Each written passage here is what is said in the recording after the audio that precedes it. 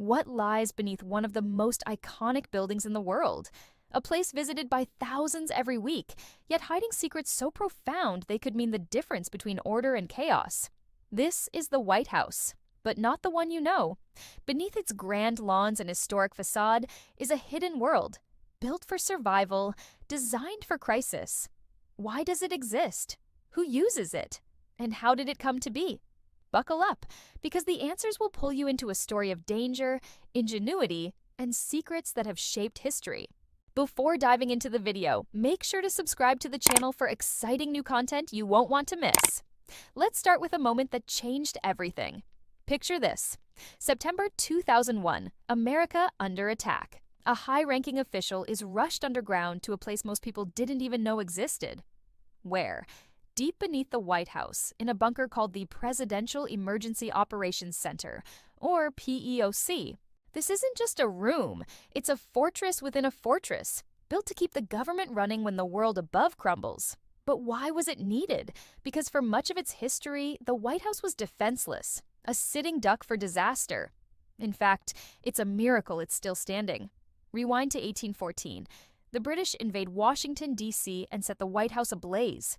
The elegant mansion, designed by architect James Hoban, was meant to be a symbol of a new republic, modest, open, transparent. But who thought about defense? No one. Hoban didn't include secret passages or shelters. The result? A building reduced to a smoldering ruin, its sandstone walls scarred for over a century. This wasn't just a fire, it was a wake-up call. The White House needed to be more than a pretty facade. Fast forward to 1941. The surprise attack on Pearl Harbor shakes the nation. The Secret Service realizes a chilling truth. The White House, with its soft sandstone construction, couldn't withstand modern warfare. Bombs could reduce it to rubble. Worse, there was no plan to protect the president, no shelters, no escape routes. What would happen if the heart of the government was hit? Chaos. So, when did the transformation begin? Before the year was out, construction started on not one, but two secret projects beneath the White House. The first was the PEOC, a bunker carved deep underground near the East Wing. How small was it? Just 40 feet by 40 feet, a cramped space with 7-foot-thick concrete walls, a medical room, food and water supplies, and diesel generators for power. It was a lifeline, but not a comfortable one. President Franklin D. Roosevelt hated it, complaining about the diesel fumes and damp air. Yet this tiny bunker was just the beginning. Why? Because threats evolved, and so did the White House's hidden defenses. By the time Harry Truman took office, the White House was falling apart, not just from war threats, but from 150 years of wear and tear. The damage from 1814 combined with constant use had eroded its structural integrity. During Truman's second term, a massive overhaul began. The PEOC was expanded, becoming a modern command center. But here's where it gets intriguing. In 2018, a sinkhole appeared on the north lawn. What did it reveal? Radiation-resistant concrete buried over 100 feet deep. This wasn't just a bunker anymore, it was a Cold War fortress, built to give the president a fighting chance against a nuclear strike. What's it like inside? Imagine a room big enough for a full staff, with space for 16 people at a crowded table. Steel doors hiss shut, forming an airtight seal. TVs and communication equipment line the walls. But the vibe? Pure Cold War relic.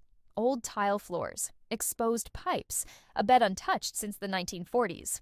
Former First Lady Laura Bush described it in her memoir, painting a picture of a place frozen in time. Why keep it so Spartan? Because it's not about comfort, it's about survival. But the PEOC isn't the only secret. Just a few hundred feet away lies another fortress, the U.S. Treasury Building. Built in 1836, it's a beast of granite and secure vaults, far sturdier than the White House's sandstone.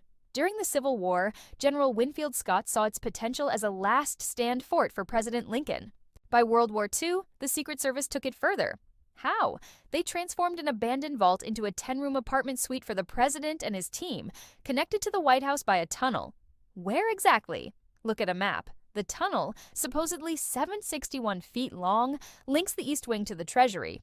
You can even spot a clue: an alley near the Treasury Annex guarded by a ram-proof gate and a bullet-resistant Secret Service kiosk. Don't try sneaking in. Now, let's shift to the West Wing, where presidents spend their working days. What happens if a crisis hits there?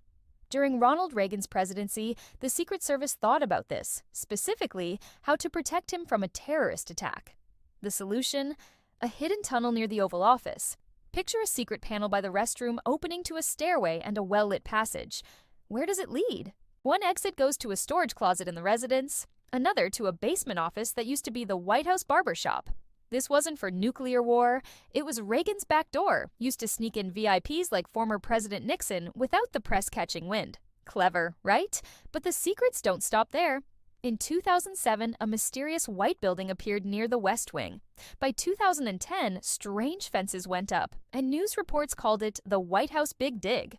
The Obama administration brushed it off as infrastructure work, but speculation swirled. Was it a temporary data center, now moved underground? No one knows for sure, but a staff of over 100 maintains this hidden infrastructure, ensuring it's ready for anything, even an electromagnetic pulse. Not every secret is so serious, though. The White House isn't just a fortress, it's a home. Presidents need a break from the chaos, and some rooms are built for comfort or indulgence. Ever heard of the chocolate shop in the residence? It's real, crafting sweets for presidents with a sweet tooth. There's also a pastry kitchen, whipping up desserts for foreign dignitaries. Why? Because food is diplomacy. In 1987, when Soviet Premier Mikhail Gorbachev visited, the pastry chef served a Kremlin-inspired dessert, honey vanilla ice cream with a tea parfait on a chocolate base. It was a small gesture, but it helped seal a historic nuclear treaty. And during Easter, the kitchen goes into overdrive, creating massive chocolate bunnies and even an entire edible Easter town. Then there's the solarium, a retreat for the first family. It started as a sleeping porch under President Taft, a way to escape DC's swampy heat. Over time, it became a permanent haven. FDR's grandchildren lived there, Eisenhower's grandkids played there. It's a place for quiet moments. But even here, history happens. In 1974, Richard Nixon gathered his family in the solarium to announce his resignation. It is a reminder, the White House is both a home and a stage for the nation, his biggest moments. So, why does all this matter? The White House was built as a symbol of a simple republic, open to the people. Yet beneath its floors lies a labyrinth of bunkers, tunnels, and secrets, built to protect the government when everything else fails. Every year, thousands walk its halls, unaware of the hidden world below. And maybe that's the point. These secrets exist so the nation can keep going, no matter what. But as you leave this story, ask yourself, what else is hiding beneath the surface, waiting for the next crisis? Thanks for watching. The White House may look like just a symbol of democracy, but beneath it lies a world built for survival. If you enjoyed uncovering these hidden truths, don't forget to like, subscribe, and hit the bell so you never miss what's buried beneath the surface. See you in the next one.